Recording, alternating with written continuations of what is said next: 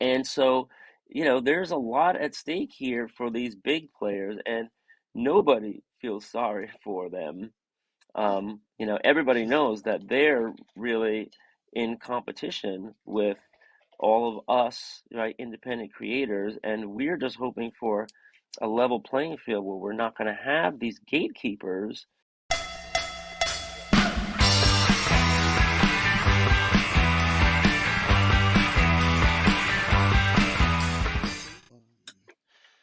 Happy Sunday morning there, Jake. What you got going Hi, on there? What you got going if on you there? if you hear a weird noise, that's me sharpening my pencil with this mechanical pencil sharpener that eats half the pencil.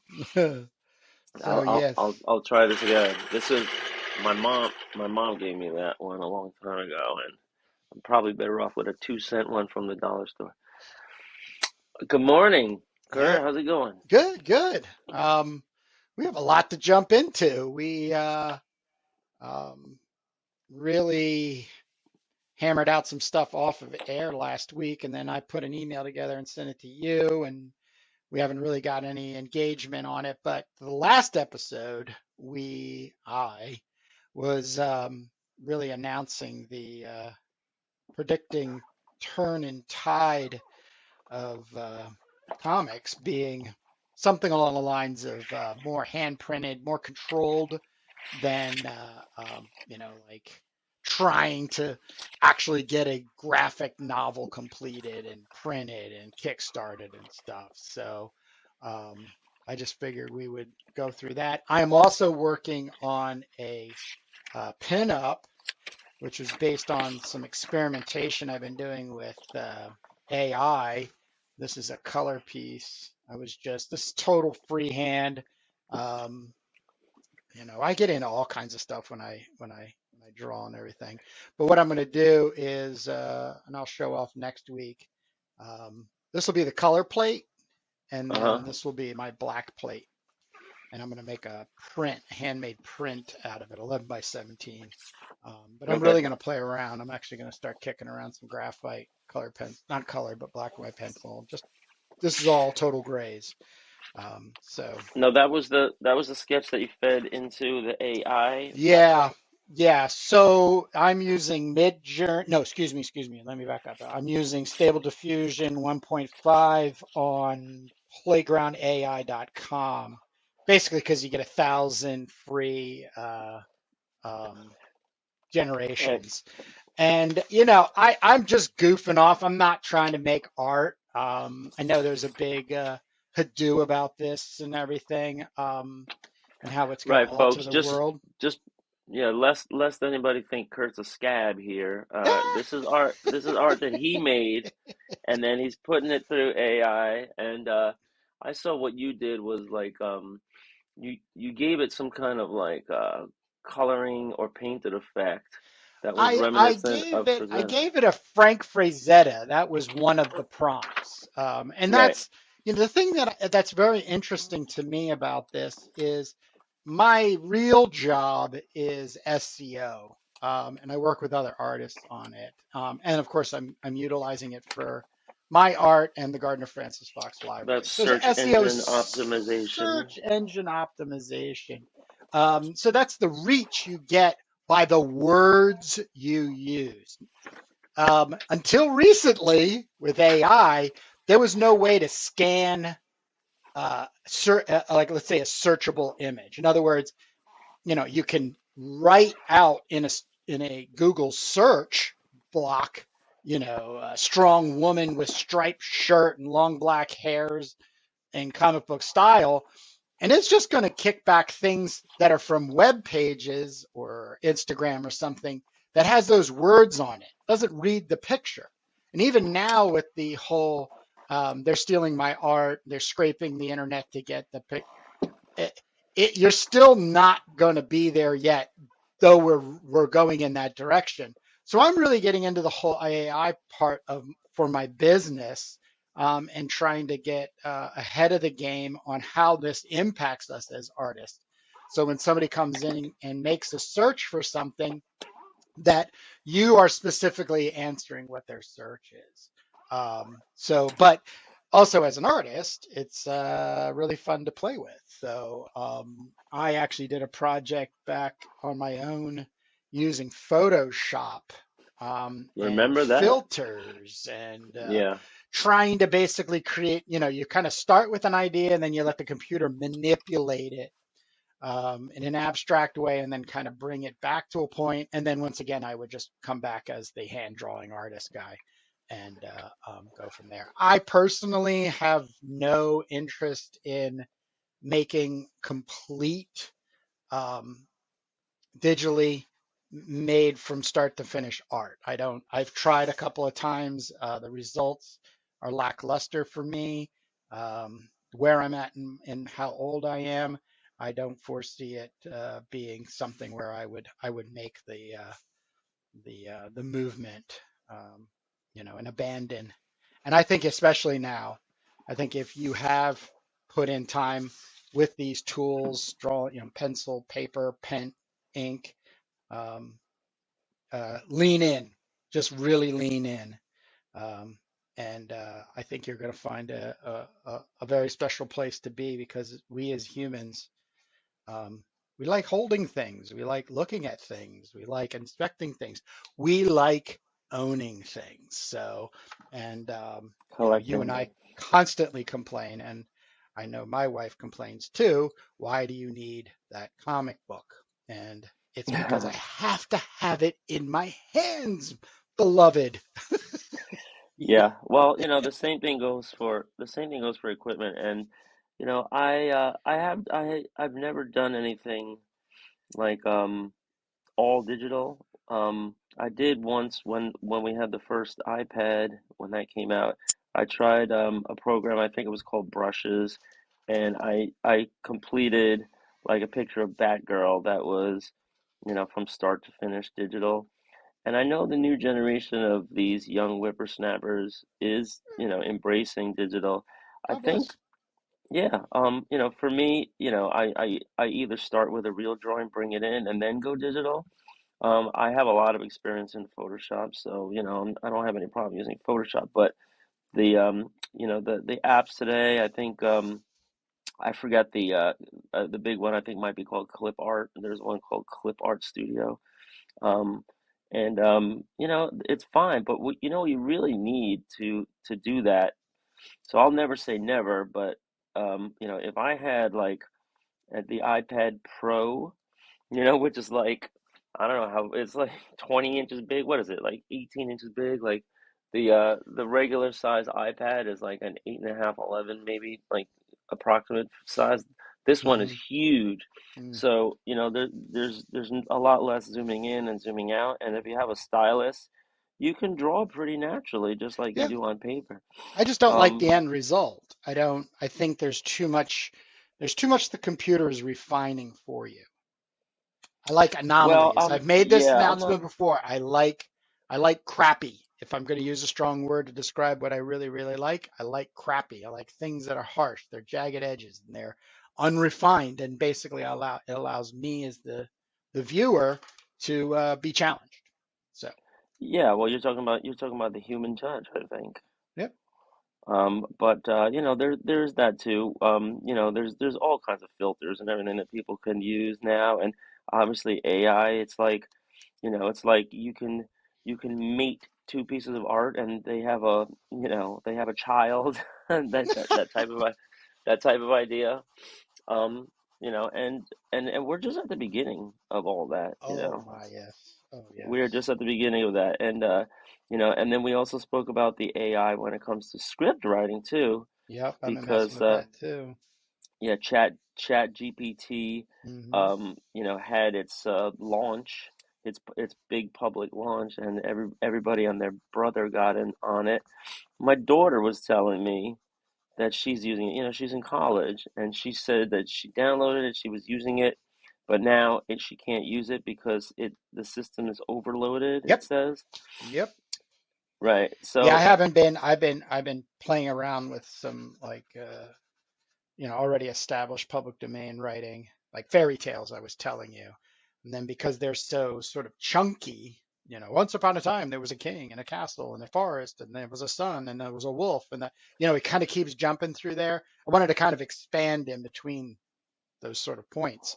And so when you open up a new chat, I would get about maybe 30 minutes into it, and you're just kind of copy and pasting chunks of text in. And then all of a sudden it craps out.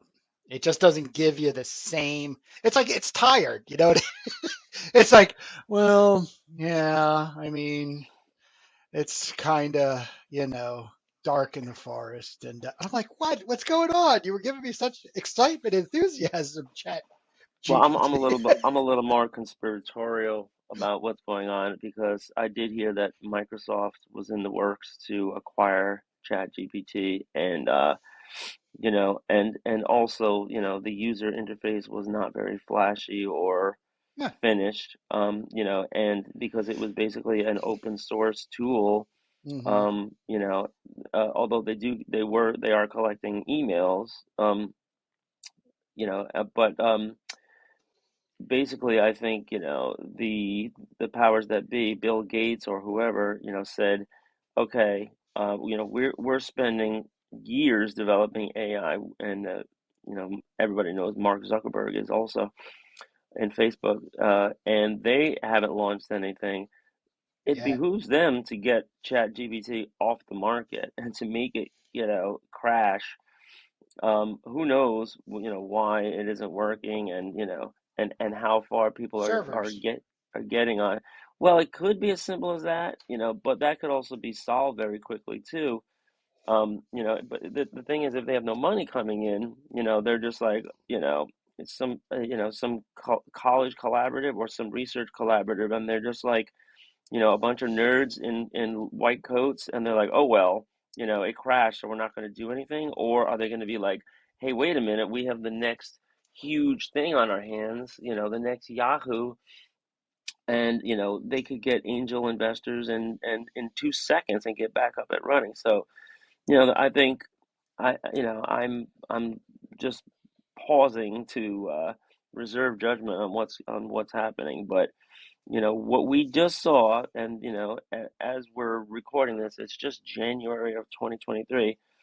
About a month ago, 2 months ago, Chat GPT, went live, and not just went live, but became, hugely popular.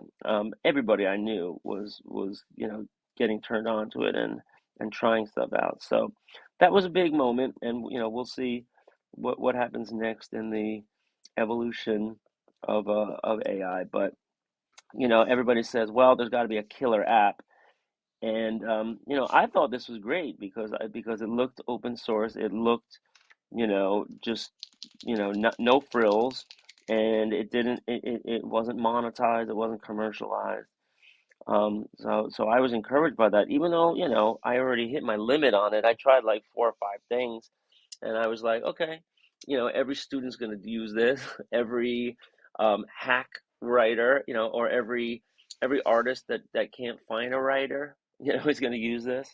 Artists are going to be doing what they do. That's a lot more, I think, open to variation, and interpretation. But it's going to go on and on. Writers, academics, kids in, I'm thinking kids in school, cheating, thinking of all that, but also, novel ways to combine it. I always called it, I said it was like Google and Alexa had a child that was a hack writer. That's what I always said. But That's an that was interesting just way. my first Well, impression.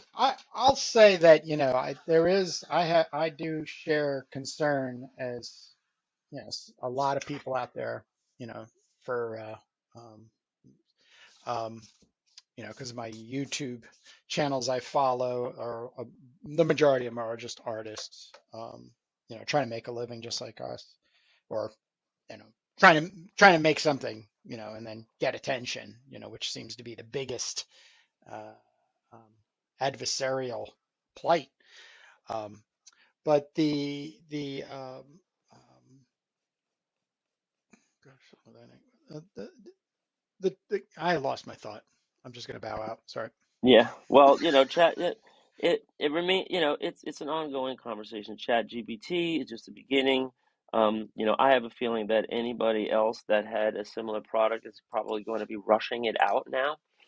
And I think Meta slash Facebook is also going to be somebody to watch because Yes. they were really banking on the future of AI, and they had a lot of investors, and they got this huge sugar rush on their stock price, and then um, and because they were also putting on advertisements about metaverses. I don't know if you saw Yeah. that ad about the jungle animal painting, Mm-hmm. right? And these kids are looking at it in a museum, and then all of a sudden it comes alive, and they get immersed in it, and they go into the painting. Yeah. And it's like, yeah, what the hell are they even advertising? Like, what's the product? It's just They don't like know. some They don't nondescript know. future Nobody about, knows. right, Nobody all knows that. what's going on. Right, but well, yeah, nobody knows what's going on, but the shareholders know what's going on. Well, And what happened is, Facebook, they tanked. They really hit a low. After they had a little bit of interest in their when they changed their name to Meta, and they promised all this new stuff that related to metaverses, and that a lot of people thought might tie into crypto, NFTs, basically a platform on Facebook which would allow users to create their own, use cases and applications and metaverses and all that is what I thought that the direction they were going. But when cryptocurrency imploded, and that was only about maybe 3 months ago, hmm maybe 4 months ago. maybe not even that long ago. Their stock price like tumbled, right? And like I saw, tweets saying, "Wow, Mark Zuckerberg lost, $80 billion in one day." So the tweets to that effect, whatever the Yeah. exact amounts were. And so, there's a lot at stake here for these big players, and nobody feels sorry for them. Everybody knows that they're really in competition with all of us, right, independent creators, and we're just hoping for a level playing field where we're not going to have these gatekeepers, And so, I mean, I don't understand why anybody, would give any money to, Facebook, Google, any of this stuff because they're just such bad corporate actors and bad citizens. Um, but it does take a little bit of of understanding and research because you know they have us by the balls. I mean, it's the most convenient thing ever. I probably Google maybe 50 to 100 things a day, right? If Yep.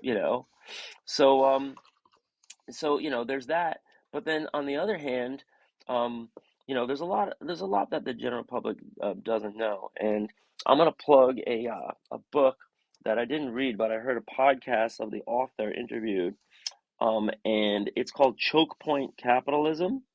And they go through a bunch of different case studies, including the story of Prince and why he changed his name to a Yeah. symbol, Yeah. and it has all of these great kind of like explainers on how us, the independent creators, have been getting shafted for decades and centuries. And they go through the beginning of copyright law. They go through, the Mickey Mouse case, Warner Brothers, lawsuit. We mentioned the Stan Lee and Jack Kirby case here on this podcast to the Supreme Court, and that Marvel settled with the Kirby estate in order to avoid a ruling that could have affected the entire industry and other industries besides it. On ruling that work for hire isn't always necessarily, just so cut and dry. because if you're making something for if you're being hired to make comic pages and you invent a character that's then used in a movie, that was not part of your original contract. And so Kirby was going to win. Kirby's, children were going to win. And so Marvel just opened up its vaults and paid them God knows how much. What would you estimate the Kirby estate got as just as the settlement of the lawsuit and not necessarily the ongoing royalty, for future consideration. But I would say they probably got maybe $100 million, maybe something like that. You know, you might be overestimating the value. I think that's really the question. That is But what such what were the the question. damages? What were the damages likely to Yeah, be? but see, once again, that was the ground, the at the ground, that was the fight. That was going to court, and that was starting the conversation. Before then, the conversation was, hey, you and I have entered work for hire. I never read the contracts back in the 90s. Didn't really care. I just wanted the cash. I wanted to draw the things, just wanted the cash. I just wanted to keep moving. Yeah, Of it's course, still going on today. as time went on, I did become more and more interested in my time, like the value of my time, whether I wanted to be tied to this thing or working on this thing or doing that thing or what have you. And so that became you know, a, a redirection in where I was going. But it still didn't have anything to do with contracts, and controlling things. Um, I just don't see it. It's Well, always creative. hindsight's 2020. It's you're always after everything you look back and say, oh, it was this, oh, it was that. And attorneys and corporations are going to pay the least amount of money to get themselves out of the trouble. And it's just to get somebody to sign an NDA to say, hey, yeah, yeah, all right, we're not going to Right, talk but about that's what another happened thing. here. Yeah, that's another thing, though. The NDA might be going the way of the dodo too.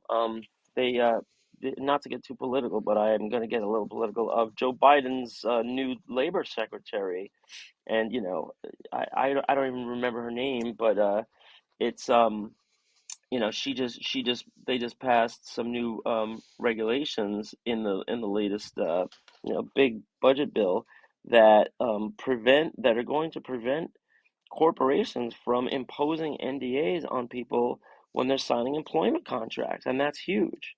That is, I think you understand yes. that when it comes, because maybe we should just be talking about comics on this podcast, but it an example would be like a reporter that goes to work for the New York Times. They have to sign that before they can get a job. And that means that they keep all the New York Times dirty laundry about how many editors ran out of the room yelling and spilling coffee all over the place, tantrums. And but then also, like, you know, um, yeah, who was the actual source of something? Oh, I know that guy's source. And then it becomes like a criminal investigation when the government is looking for the source, right? There's all these things. So now NDAs, could they could benefit the public, they could benefit the government, they could benefit, not having an NDA. And but basically it's like the creator, because there's so many people that would love to write a book about their experience working for a company, because there's so much interesting stuff going on, and they don't have the ability to write that book because they'd be giving away internal information. And sometimes it's newsworthy, sometimes it's illegal, or sometimes it's like civil cases. So it's really important stuff, and bringing it back to comics, the idea of an NDA is going to be like, you know Marvel, because Marvel is a huge corporation. They probably have NDAs for their top executives, right? Who actually came up with that concept? What was the handshake agreement that before the contracts were all drawn up? All these kind of disputes and everything, that could potentially come to light later. But Yeah, I mean, for what shortness we have in our life, the time spent. I get older, it becomes way more important on what I focus in on with my time. Number Sure. one is always with my loved ones. It's always spending time with my wife, my best friends, my family. It's always going to be about that. Um, I do not engage social media at all personally. I do professionally, but Hmm. I do not go on Instagram at any point during the day to see what's going on. The only social media I use is Tumblr. Yeah. And the reason I use Tumblr is because I've been using it for so long, it just keeps sending me the same like-minded images that I'm interested in, which is a lot of like vintage photography, Uh-huh. going back and talking about like Russ Meyer and just the old school B movies, a lot of that stuff, pulp Yeah. Yep. comics, but underground black and white comics, fine arts, just things I want to see when I'm on the crapper. Right. That's Yeah. it. But I'm not making comments. I'm not engaging in it for that Yeah, as I gotta value. get back on Tumblr too. I have an account, but I haven't used. But Tumblr is the social media for visual art. It really is Yeah. great to come across things and discover artists on there. I Well, I remember when wouldn't I, say it's great because it's very hypocritical, definitely towards, not suitable for artwork, like I'm not even talking about pornography. I'm just talking about that everything or anything that they just deem not suitable, oh, it just gets thrown not behind this, I got to not click suitable this and that, you not know. not suitable for work, you mean? Yeah, yeah, I'm just saying like art, but Oh, art. okay. I'm not like, No, well, I seeing remember that. seeing a 19th or 18th century nude, and you got to click 15 times and just, make sure they understand that you understand that everything's going to be fine and you're not going to get triggered by seeing a set of 18th century boobies. Right. Um, It seems yeah, very well, you know archaic that. to me. Well, as a teacher, I understand why they have to do that. Yeah, I get it too. I You get got it too. kid because otherwise they might get banned from schools, like Chat GPT was just banned by the New York State by the New York City Department of Education Oh within, yeah, yeah, within days of it going viral, and they ban something first and ask questions later. yeah. In Keeping it order to get it bang. unbanned, yeah, I mean, imagine having a cute computer science department in a high school and studying, be like, oh, this is going to be the next huge thing in our society. Oh, we can't study it. Ugh. So, That's the yeah, educational system for you, though. yeah, well, you can get The that fastest place information. you can go to get no education is school.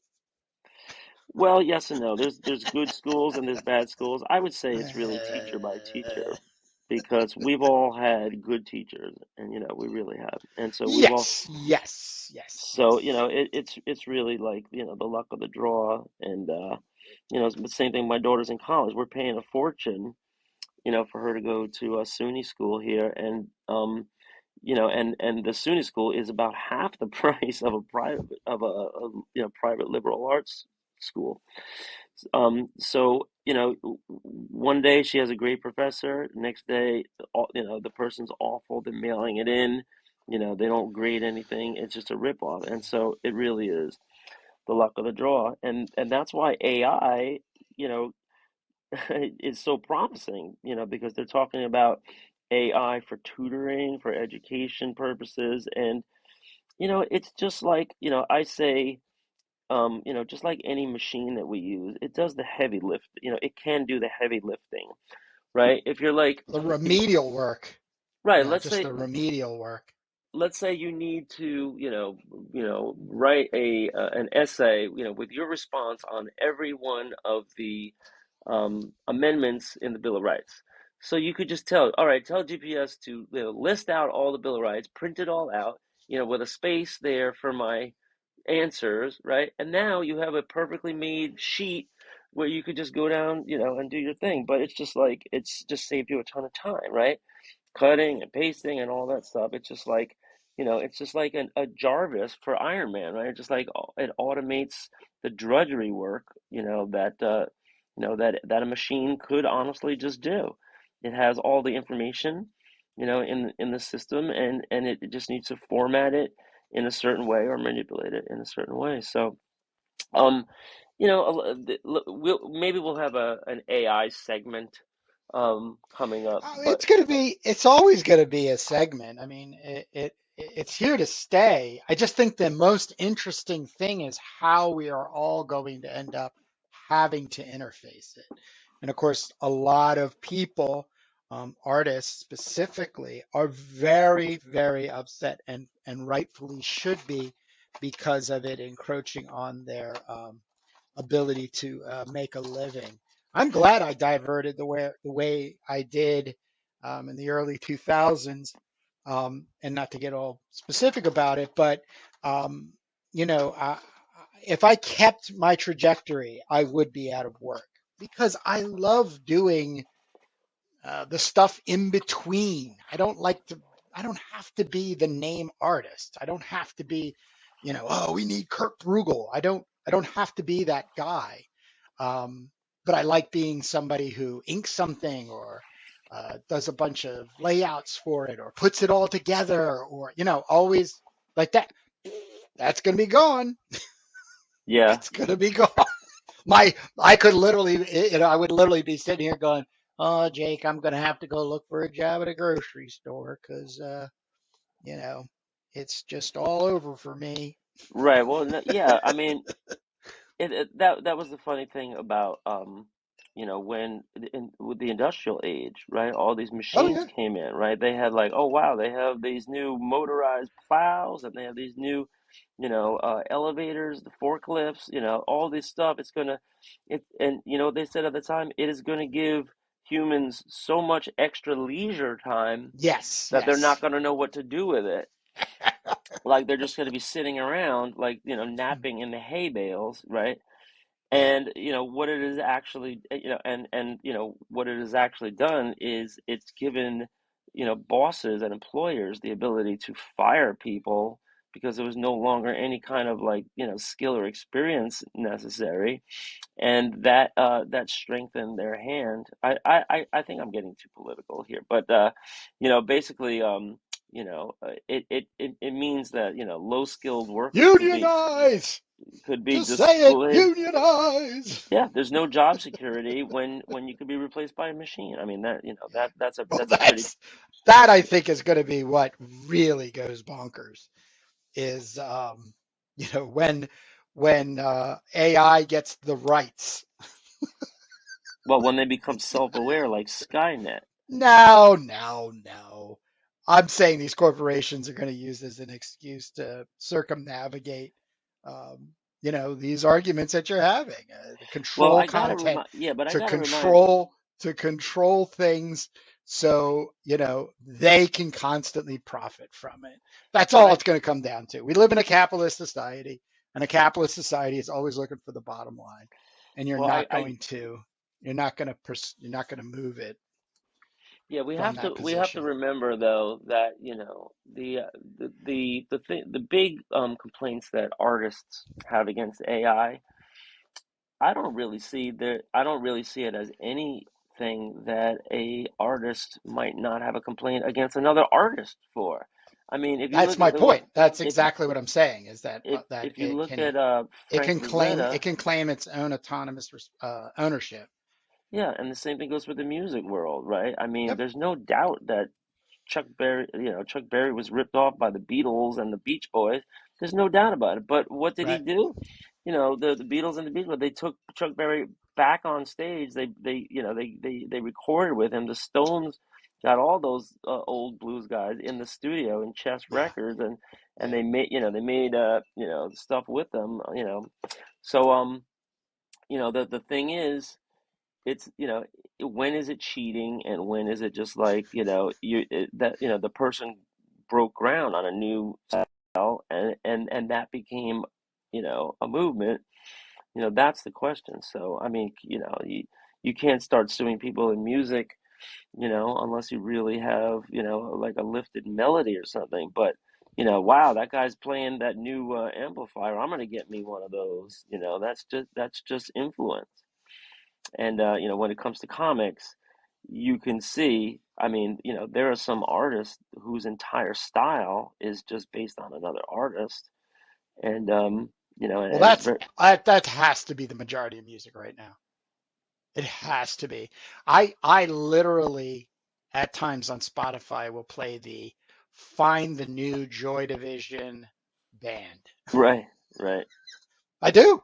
The I latest do. iteration, right? I do. Yeah, I I mean, do. and the same thing goes, Bill. The same thing goes for the Grateful Dead. You can go to a Grateful Dead show and see 10 bands now that are Yep. all jam bands, and they have Yep. something something similar.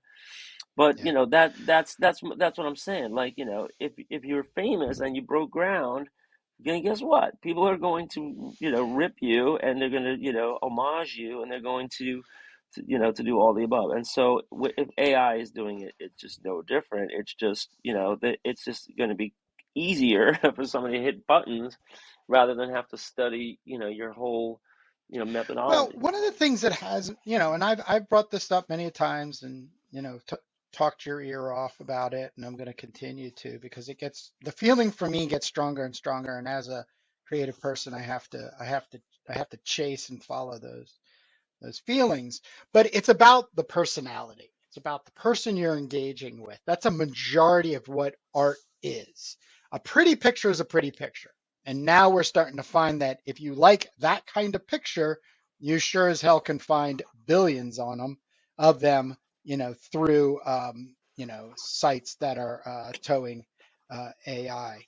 Um, but I just spent listening to an hour and a half of cartoons kayfabe, and they were reviewing a uh,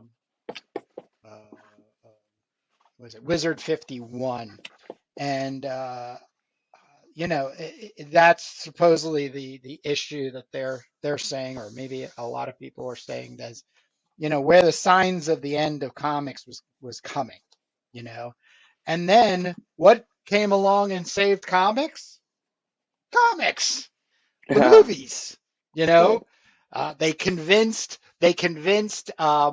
Robert Downey Jr. to play Iron Man.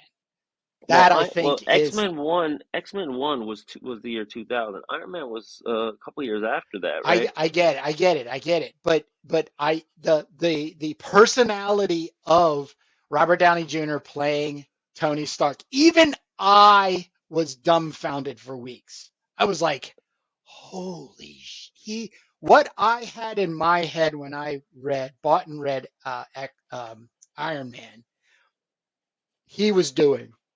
He was doing it to, and there's a lot of actors that took on characters. Who is that? Cumberbatch that's playing Doctor Strange. Strange.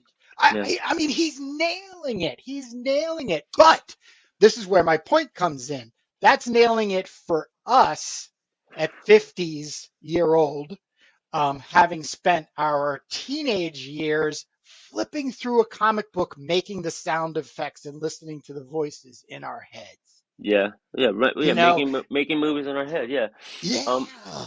Well, you gotta credit Stan Lee because what the Robert Downey did, for Iron Man, when he got his shot.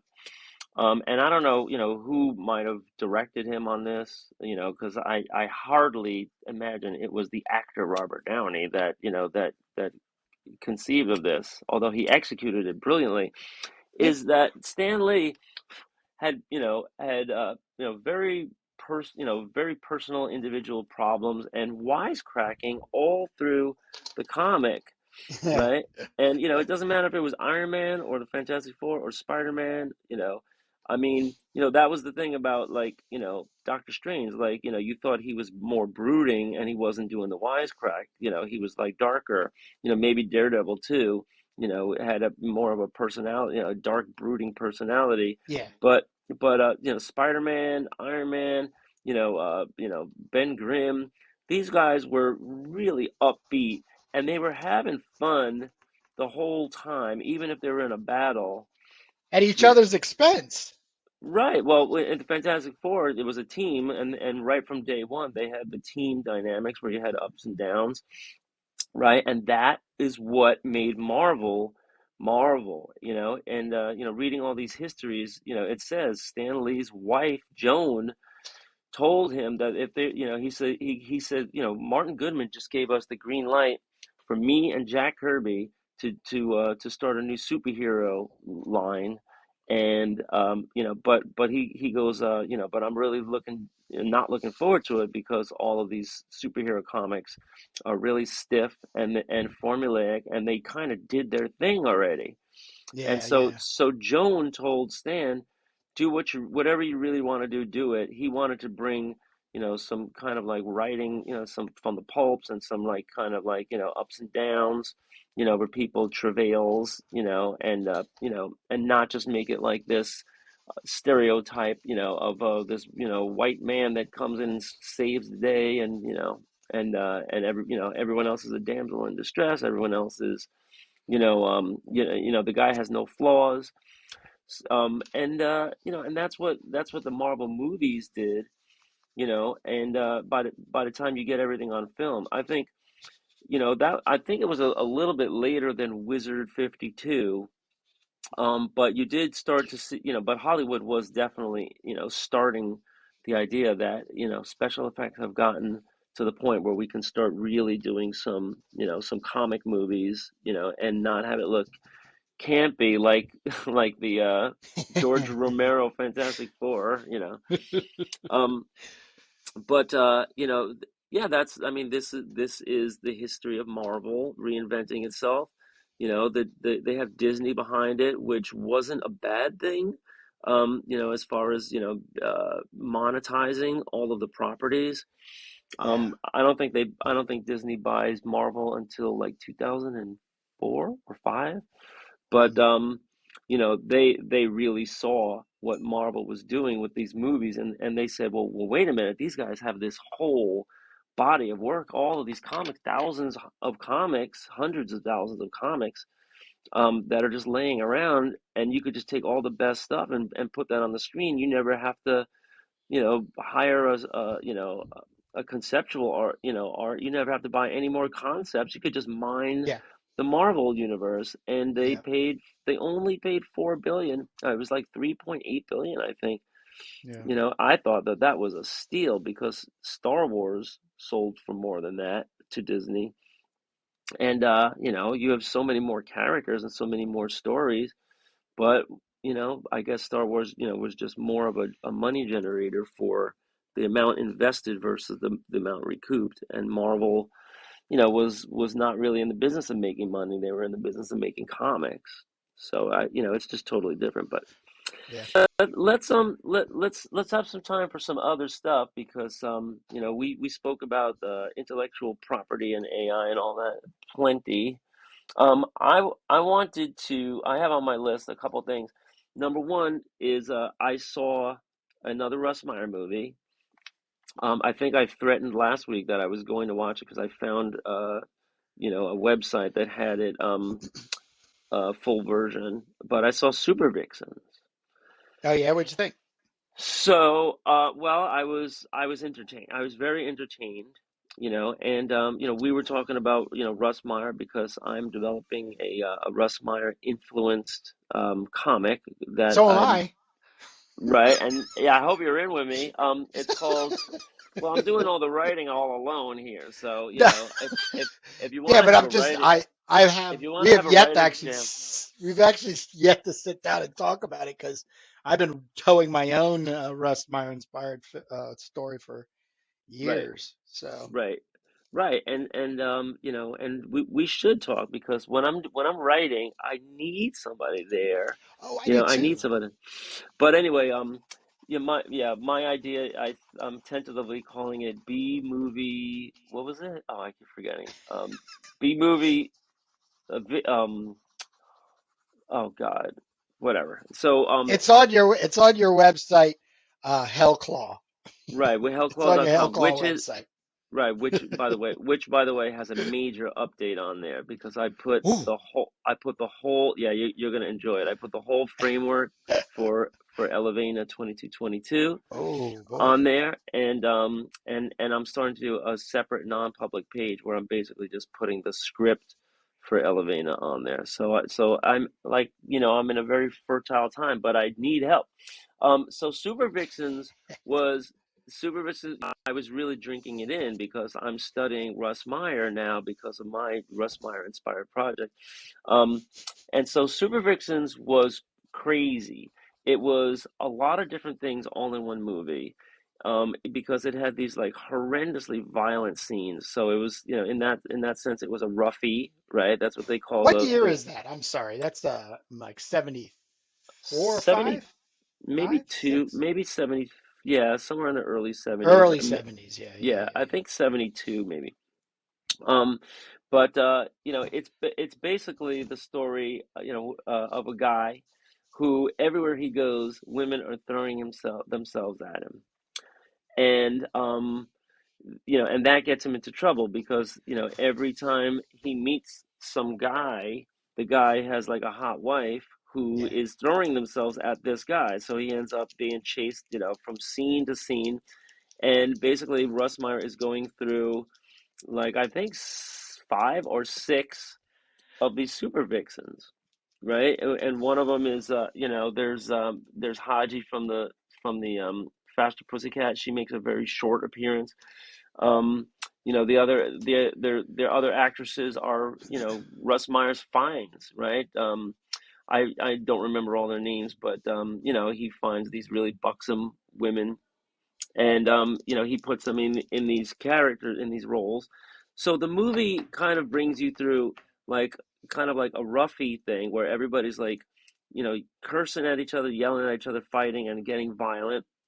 And then they have these other sequences where it's more like comedy, really, and like the farmer's daughter or farmer's Yeah. wife type of thing, and Yeah. just hijinks like Benny Hill hijinks ensue.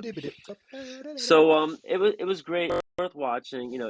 Russ Meyer's visuals, Russ, the lines, the one-liners, they're all there. And then he does this type of pornography with the women where it's just like so much in the mind. Like there's never any real Yes. scenes No. of frontal nudity, and any of the sex simulations are very just theatrical. Tame.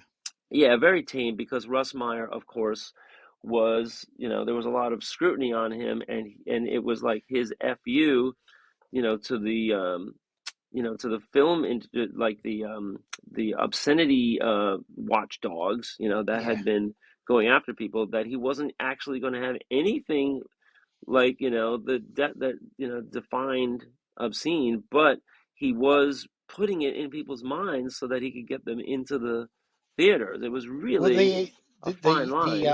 the podcast, yeah, I listened to, that you suggested was phenomenal. The second one, that's 4 hours long, where those guys go through Yeah, each one of his films, and they have a really good breakdown of how he introduces the movies, right.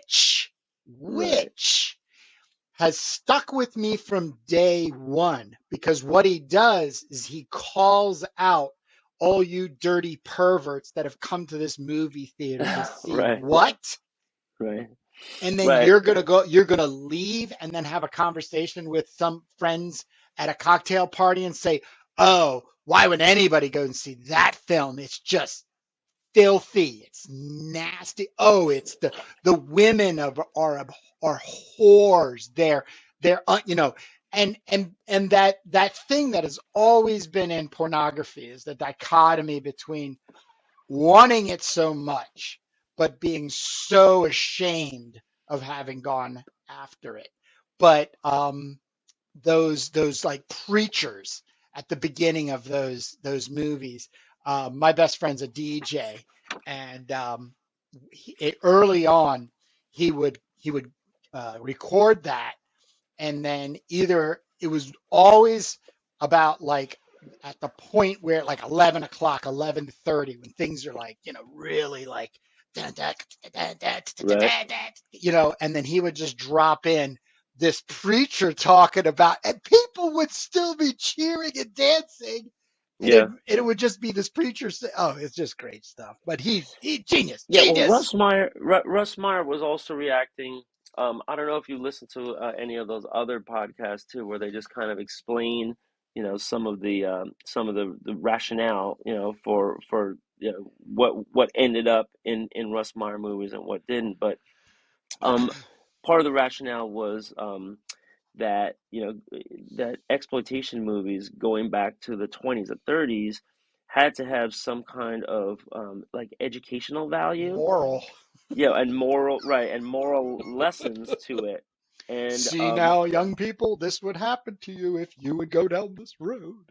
right, and so by the time Russ Meyer's doing his thing in the late 60s, early 70s, he's just making fun of it at that point. He's putting in these voiceovers at the beginning with this, announcer voice, this deep voice announcer guy. And the stuff he's saying is, sometimes really just like, a satire, and sometimes it's just like banal. It's like, where is he even going? And it reminds me of the panels up at the top of each of comic book sequences. They just like, put some narration in here, and then, whoever ends up doing it, it might be like Doug Mensch on, on Yeah. No Sleep, doing it, Yep. and Yep. who Yep. knows what they're gonna write. But that's the great thing about art is like, um, there's a format, and then how you stick to the format or break the format is very interesting. So I just wanted to, plug to people, if you're interested in shock exploitation movies or schlock exploitation, just see anything by Russ Meyer, and because they're hard to find. And so far, I've seen Faster Pussycat, I've seen Beyond the Valley of the Dolls, I've seen Super Vixens, but I If haven't you seen. have a computer and Google, go to IMDb, get the whole list, and then just start jamming it in. Turn your safety settings off, your browser. You'll find it. It's on archives.com, his stuff. It's Oh on yeah, YouTube. It's on right. YouTube. There's Some stuff is pirate on sites. YouTube. Yeah, It's no, it's there's not too it's much all Russ Meyer. there. There's not too much full movies on YouTube that I could find. Yeah, but still. But there are there's plenty of ways to get it. There are also DVD box sets and CD or yeah, there are some box sets online that are pretty reasonable. You can buy like every single movie for just like $100 or $2, and people can go there. I just don't know if the format is good, because some of them are like European PAL Yeah, and yeah, Region 2, so I got to yeah. figure all that out. But I'm not I'm probably gonna have a tough time finding Lorna and finding Up. There was one I saw on YouTube, a black and white one, which is also definitely worth watching. Some very crazy stuff in there. But that was our Russ Meyer segment for the day, and because I could do an hour on the plans and the comics that we Well, want to do.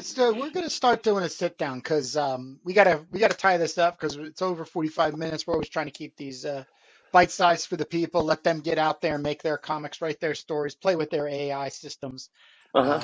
But one of the other ideas is, we've talked about has been just sitting down. You got a blank piece of paper, I got a blank piece of paper, and we just start throwing and running on an idea for about 45 minutes. So this is gonna be another aspect to the channel that we're gonna Uh-huh. introduce in 2023, Yep. as well as sharing from our own collections those comics that have always inspired us and keep us involved in the community, and want to contribute to it. But that's all I have, Jake. Do you have anything else to add before we let these good people go? No, yeah. So if you want to, we're kind of moving any show and tell that we might be doing during the making of, to our breakout segments. So just Yeah, check out our breakout segments, because we finished up Commandy 1 through 20, and now we're moving on to kind of like rando cool comics that we come across, and actually going through them, flipping through them, yeah. with commentary, and from the perspective of comic creators and art instructors. We hopefully have some interesting things to say as we encounter, all kinds of crazy independent stuff. Right. Um, All so right, so cool. look for that. Look for that on our other channel. I did want to tell you about some other comics I saw, but I'll keep that on the list for next time. Cool. There'll always be a next time, my friend. Yeah, man. Awesome. So thanks again, everybody, for joining us. We'll see you next Sunday. 11 o'clock is when we post the new ones. And Jake, I'll see you in our next one. Right on.